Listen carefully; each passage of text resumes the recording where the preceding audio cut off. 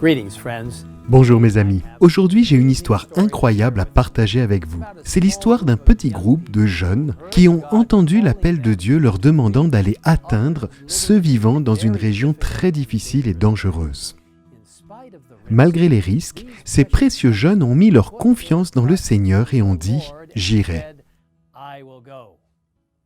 Mais avant de partir, ils ont consacré beaucoup de temps à la prière, implorant Dieu de les guider. Je pense que vous serez étonnés et inspirés par ce qui s'est passé ensuite.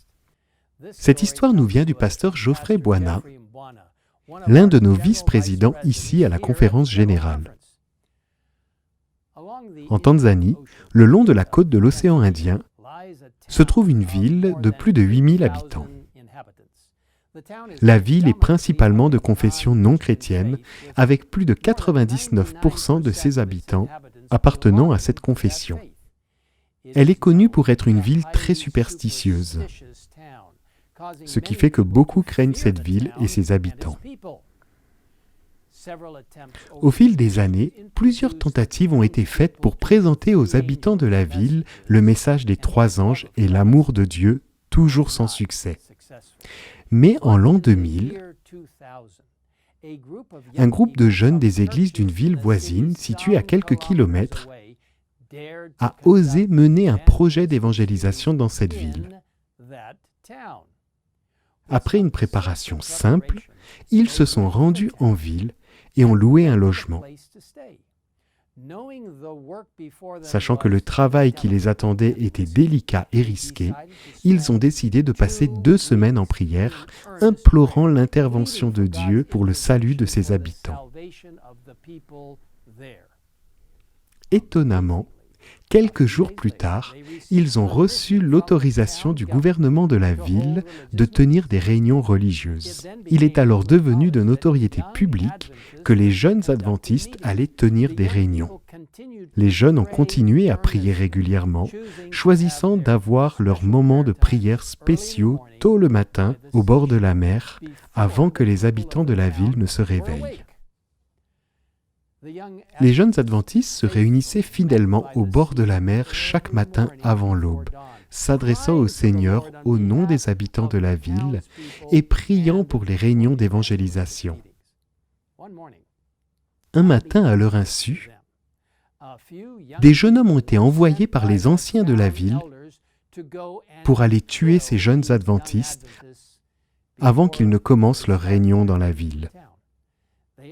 Ils avaient entendu dire que ces jeunes adventistes commençaient leur journée par des prières au bord de la mer à 5 heures du matin et ont décidé que ce serait le meilleur endroit et le meilleur moment pour les tuer.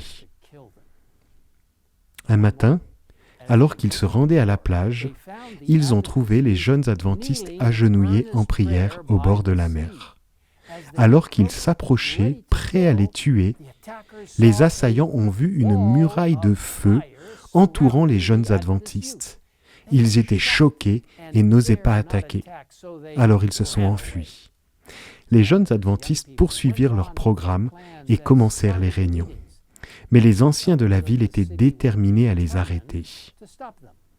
Ils ont envoyé leurs jeunes voler l'équipement et le nécessaire pour tenir les réunions en plein air. Mais une nuit, alors qu'ils s'approchaient de l'endroit où se trouvait l'équipement, ils ont vu un homme très grand, portant une robe blanche, tenant une épée brillante qui marchait autour de l'équipement. Une fois de plus, ils n'ont pas réussi à exécuter leur plan diabolique. Finalement, les anciens de la ville ont dit à leur jeune homme « Vous êtes des lâches et vous ne savez pas comment faire ces choses. Nous allons prendre les choses en main et détruire ces jeunes adventistes. » Peu de temps après, alors que les réunions se déroulaient en plein air, 2 anciens vêtus de l'habit traditionnel ont traversé la foule et se sont dirigés vers l'avant où les jeunes adventistes prêchaient. Mais avant qu'ils n'atteignent le front, les anciens de la ville se sont mis à courir et à sauter en criant « Nous brûlons, nous brûlons !» Ils se sont précipités vers le prédicateur mais sont ensuite sortis derrière lui. Fait intéressant, alors que personne n'a vu de flamme, les intrus ont agi comme s'ils étaient en feu.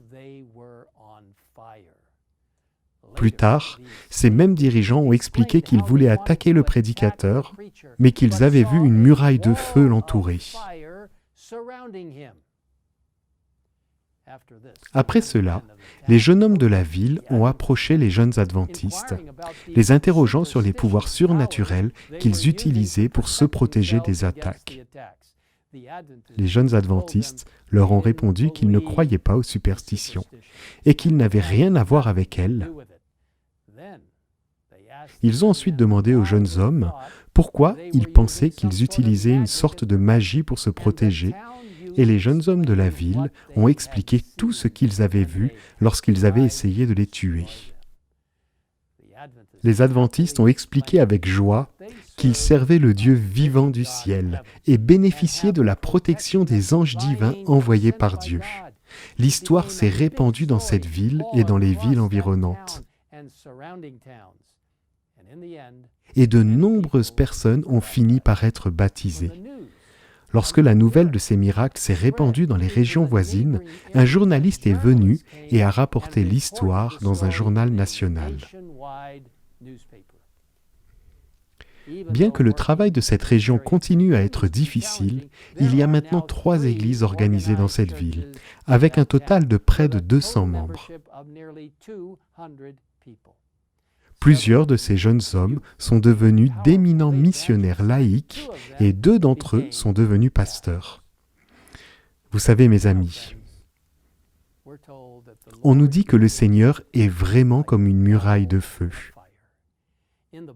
Dans le livre Conseil à l'Église, nous lisons « Dieu sourit aux humbles et aux modestes qui suivent les traces du Maître. Les anges sont attirés vers eux et aiment s'attarder sur leur sentier. Ils peuvent passer inaperçus par ceux qui prétendent avoir réalisé des choses exaltantes et aiment rendre publiques leurs bonnes œuvres.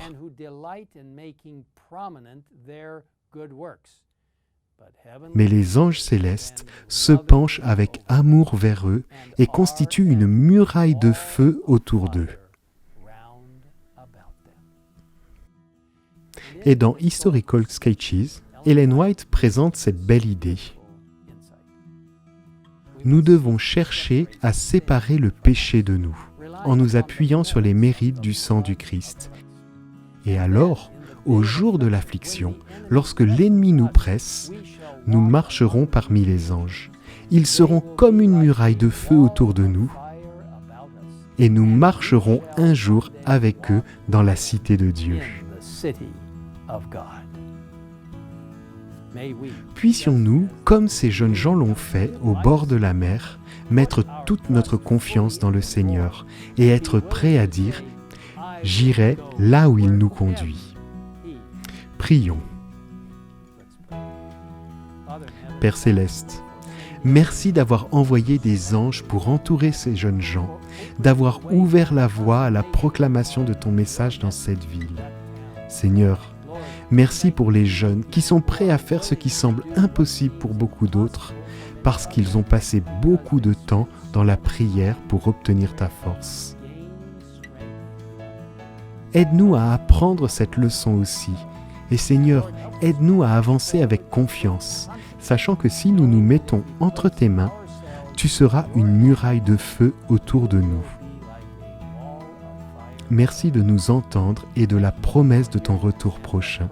Nous te demandons tout cela au nom de Jésus. Amen. Amen.